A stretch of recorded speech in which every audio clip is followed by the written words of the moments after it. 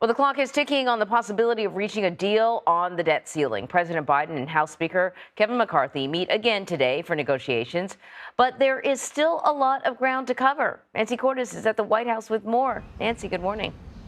Good morning, Anne Marie. There sure is. The president and the House Speaker are meeting again today, just after the president has returned from Japan. And negotiators worked all weekend long, but frankly, the reports we were getting out of those talks were not encouraging. In fact, at one point, Republicans even insisted that the talks were going backwards.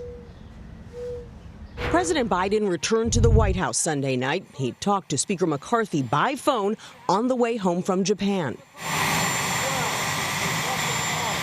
But it did not sound like much has changed. But I've been very clear to him from the very beginning. We have to spend less money than we spent last year. Republicans are demanding deep spending cuts in exchange for raising the nation's borrowing limit, which Congress must do in the next 10 days or so, or risk the government defaulting on its debts. I propose cuts in spending of over $1 trillion. But I believe we have to also look at the tax revenues. Sources say the White House is now offering to keep spending flat from this year to next. Republicans, they say, want to increase defense spending while cutting everything else by up to 22%. What they've already proposed is simply, quite frankly, unacceptable. Economists warn that default could put millions of Americans out of work and push the country into a recession. Social Security checks could be delayed, and the nation's credit rating could be lowered. It's the risk of the downgrade that we got to worry about, which is why it's incredibly time sensitive. With talks between White House and Republican negotiators faltering, some Democrats are now urging the president to exercise his authority under the 14th Amendment and raise the debt ceiling on his own without Congress. But it's an untested constitutional maneuver. The Treasury Secretary poured cold water on it this weekend. It doesn't seem like something that could be appropriately used in these circumstances, given the legal uncertainty around it. Secretary Yellen also reiterated that as far as she can see, June 1st still is a hard deadline. She says after that, it is difficult to see how the U.S. will have enough money to pay its bills, which means that the Treasury Department would start to have some very difficult decisions about who gets reimbursed, Anne Marie, and who doesn't.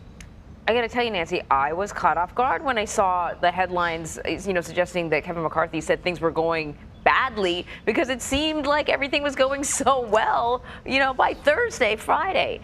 So then realistically, what sort of difference could today's meeting really make? Well, the fact that the principals, the two people who are really empowered to make major decisions here, the president and the House Speaker, it's notable that they're going to be sitting down and hashing some of this out themselves.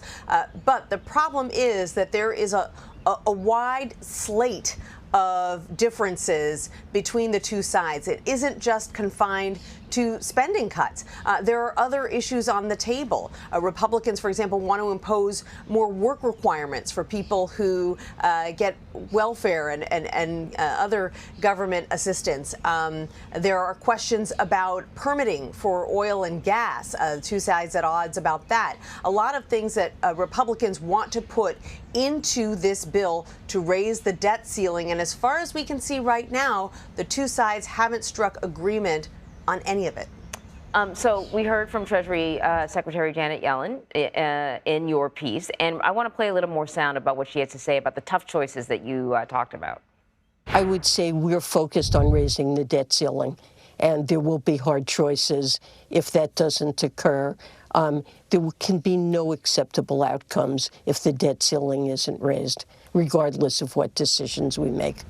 So what are we talking about? I mean, she's already taken what we've all learned are extraordinary measures to ensure that the most important things can be paid for. What's next?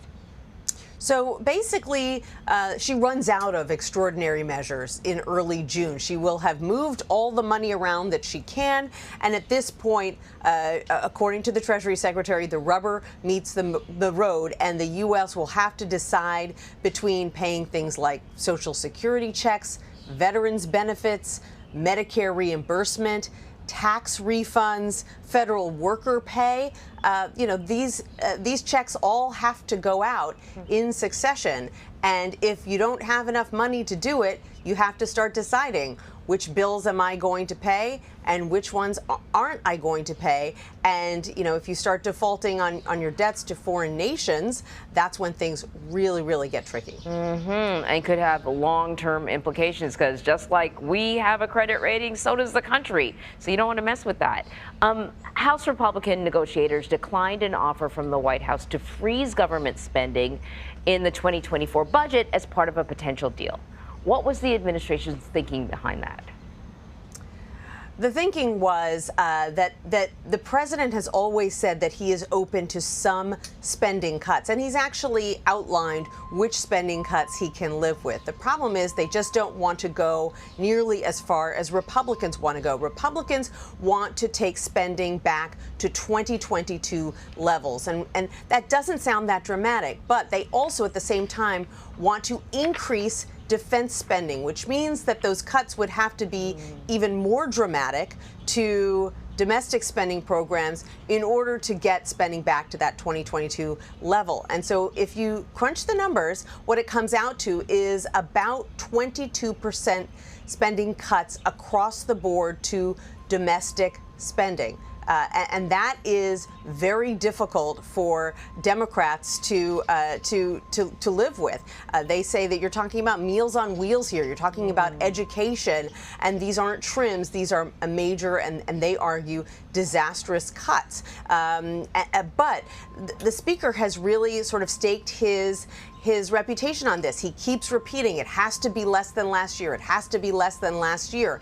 And so moving off of that position is difficult, especially when he's got his right flank, the Freedom Caucus, arguing that if he doesn't get everything that they want, that he should walk away and that they should refuse to raise the debt ceiling. So he's getting a lot of pressure from conservatives, and he's got to worry that his speakership is on the line, and all of these atmospherics make the talks even more precarious. Wow. Nancy Cordes, thank you very much.